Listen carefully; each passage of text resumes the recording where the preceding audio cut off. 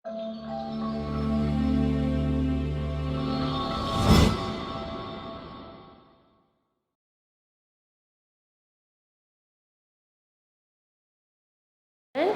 is your EVS class, class 4th, chapter 1st, our extended family. Yes, आप सभी families में रहते ही हैं, तो किस टाइप की फैमिली है? न्यूक्लियर फैमिली है या जॉइंट फैमिली? अगर आप अपने मम्मी पापा के साथ ही रह रहे हैं तो वो न्यूक्लियर फैमिली है, लेकिन अगर आपके साथ आपकी अंकल आंट ग्रैंड पेरेंट्स वगैरह भी साथ रहते हैं तो वो जॉइंट फैमिली है।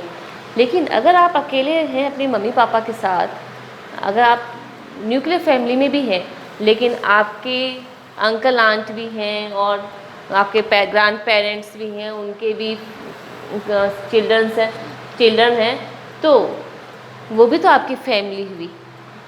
तो इसी को हम थोड़ा सा ब्रीफली एक्सप्लेन करते हुए आज इस चैप्टर को रीड करते हैं। यस, फर्स्ट हम इन पॉइंट्स पे इस चैप्टर को रीड करेंगे। फर्स्ट है immediate family. What is immediate family? Immediate means कि at a time, this time, कि आप किस तरह की फैमिली में रह रहे हैं, चाहे आप न्यूक्लियर फैमिली में हो या जॉइंट फैमिली में हो, तो जिस भी फैमिली में रहो वो आपकी इमीडिएट फैमिली है। जैसे all the people who live with you at your home are the part of immediate family, कि जो आपके घर में जो भी जितने भी मेंबर आपके साथ रह रहे हैं वो इमीडिएट फैमिली के मेंबर्स हैं, चाहे वो आपके ग्रैंडफादर वगैरह हों, अंकल आंट हों, उनके चिल्ड्रन हों, तो ये सभी आपकी इमीडिएट फैमिली के मेंबर्स हैं। नेक्स्ट है extend family.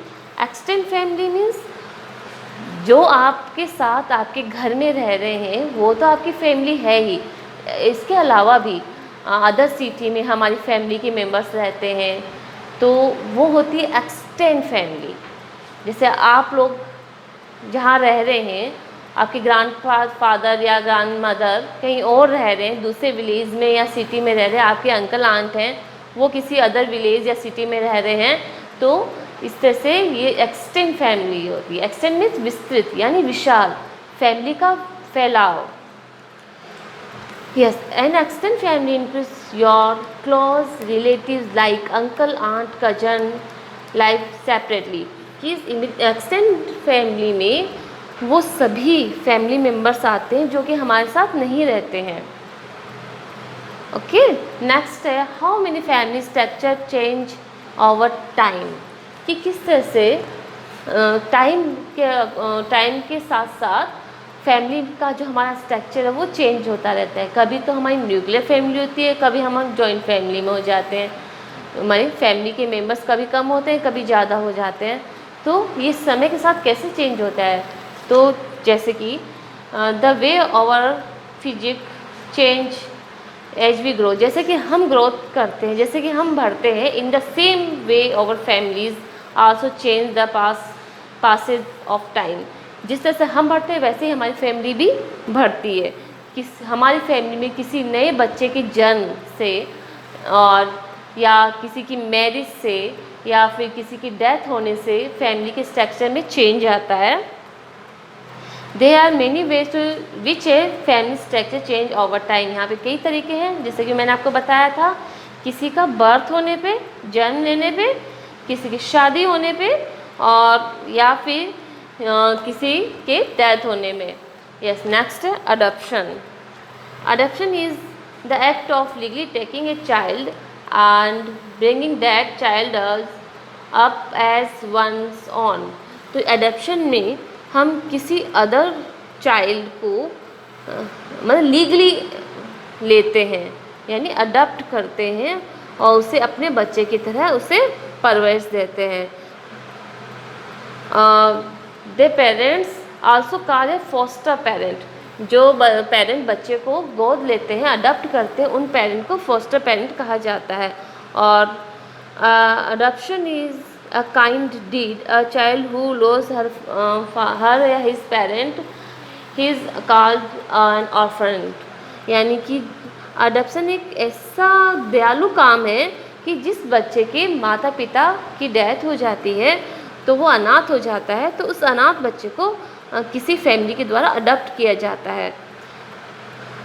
The parents who loss their children, कुछ पेरेंट्स के उनके बच्चे को वो खो देते हैं तो भी वो ऑर्फनेज से किसी चाइल्ड को अडॉप्ट कर सकते हैं। नेक्स्ट है mother in her childhood.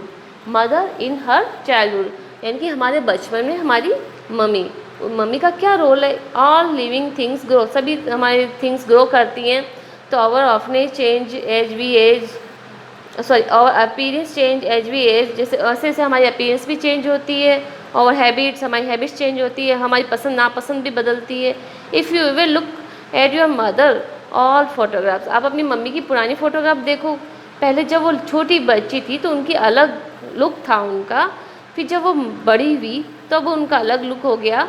As your mother about the place where she grow up and see the people in her neighbourhood. तो अपनी मम्मी से भी पूछो कि जब वो बड़ी हो रही थी तब वो कैसे थे, उनके पड़ोसी कैसे थे, वो कैसे बड़े हुए। The story about her family members, school friends, habits, तो उनसे उनकी फैमिली मेम्बर्स की स्टोरी पूछो, उनकी स्कूल की स्टोरी पूछो, उनके फ्रेंड्स, हैबिट्स वगैरह, उनके लाइक्स डिसलाइक्स क्या हुए, वो सब हम अपने मदर से पूछें। We must accept the change that taking place in our family over time. तो वो भी एक्सेप्ट करेंगी कि उनकी फैमिली के टाइम जो था वो अब बहुत चेंज हो गया है। यस। नेक्स्ट है respecting our tradition and values. हमें जो नेक्स्ट टॉपिक है वो हमें बताता है कि हमें हमारे जो ट्रेडिशंस होते हैं, हमारे जो कल्चर है, उनका रेस्पेक्ट करना चाहिए। In a family the tradition value are passed on from and generation to another, values are the good habits learn through experience। हम कि एक्सपीरियंस से हम गुड हैबिट्स सीखते हैं और अच्छी वैल्यूज सीखते हैं। तो हमें जैसे ट्रेडिशन है, कल्चर्स है, उनको वैल्यू रखते हैं, उनका रिस्पेक्ट करना चाहिए। When a value is passed on from the generation to other generation it becomes a tradition. कि एक जो वैल्यू, कोई भी अच्छी गुड हैबिट है या कोई अच्छी परंपरा है, अगर वो एक जनरेशन से दूसरी जनरेशन में जाती है तो वो क्या कहलाती है, ट्रेडिशन कहलाती है, यानी परंपरा कहलाती है। और हर फैमिली की अपनी एक अलग वैल्यूज़ होती है, इम्पोर्टेंस होते हैं, और हम अपनी फैमिली में लव के साथ, केयर के साथ रहते हैं और पीसफुली रहते हैं। और बहुत से फैमिली वैल्यूज़ है जो हम अपनी फैमिली में सीखते हैं। We must love support. हम सबसे पहला कि हम उसमें लव सीखते हैं, प्यार करना सीखते हैं, एक दूसरे को सपोर्ट करना सीखते हैं, एक दूसरे को, एक दूसरे की ज़रूरतों का ध्यान रखते हैं, और अपनी काम को भी शेयर करते हैं, दूसरों की भी हेल्प करते हैं उनके काम में। बहुत से हाउस होल्ड वर्क में अपनी मदर की भी करते हैं। We should listen to our parent and family members. हमें हमारी पेरेंट और फैमिली मेम्बर्स को सुनना चाहिए। We should always stay touch with the family member who live at the distance from, और साथ में उन फैमिली मेम्बर्स के भी टच में रहना चाहिए जो कि हमसे दूर रहते हैं। तो बच्चों, इसी के साथ आपका ये चैप्टर कंप्लीट होता है।